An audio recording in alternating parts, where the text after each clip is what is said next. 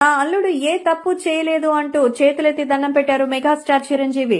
అల్లు అర్జున్ పైన ఇంకా విచారణ కొనసాగుతోంది. ప్రస్తుతం ఆయన A11 గా అయితే ముద్దాయిగా ఉన్నారు.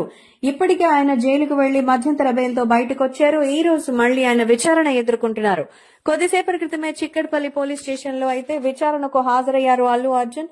అల్లు అర్జున్ పరిస్థితి అంతకంతకు ఇప్పుడు చాలా ఇబ్బందికరమైన పరిస్థితిలోనే ఉంది.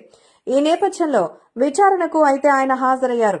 చిక్కడపల్లి పోలీసుల విచారణకు హాజరైన అల్లు అర్జున్ మరి మొత్తానికి టీం బెదిరింపులు వస్తున్నాయని, అలాగే ఇక అల్లు అర్జున్ కి సంబంధించి నేరుగా ఆయన ప్రయత్నం ఎంతవరకు ఉందన్న విషయంపై విచారణ చేపడుతున్నారు. దీనిపై మెగాస్టార్ చిరంజీవి కూడా ఆవేదన వ్యక్తం చేశారు. ఎవరూ కావాలని ఇలా చేయరని, ఒకవేళ ఇలా జరిగినందుకు ఖచ్చితంగా మరి క్షమార్హన కోరుతామంటూ చెప్పారు. అంతేకాకుండా ఖచ్చితంగా ఎవరైనా ఇందులో అతన్ని బ్లేమ్ చేస్తే అది సాక్ష్యాధారాలతో సహా పోలీసులు అలాగే కోర్టు నిరూపిస్తుందని, అలాగే కష్టాల్లో ఉన్నటువంటి అల్లు అర్జున్ ని దయచేసి ఒక్కసారైనా అర్థం చేసుకోవాలని, ఆ కుటుంబానికి ఎన్ని రకాలుగా సాయం కావాలన్నా చేయడానికి ఎప్పుడు ఎవరు వెనకడుగురు వేయరని, మరి నిజంగా ఒక తల్లిని కోల్పోవడం అనేది విచారకరం. కానీ ఇప్పుడు అతను కూడా ఒక బిడ్డకి తండ్రే. మరి ఆ బిడ్డలు కూడా అల్లాడిపోతున్నారు. మరి తన తండ్రికి జరుగుతున్న ఈ విషయం చూసి ప్రస్తుతం చాలానే కలవరపడుతున్నారు.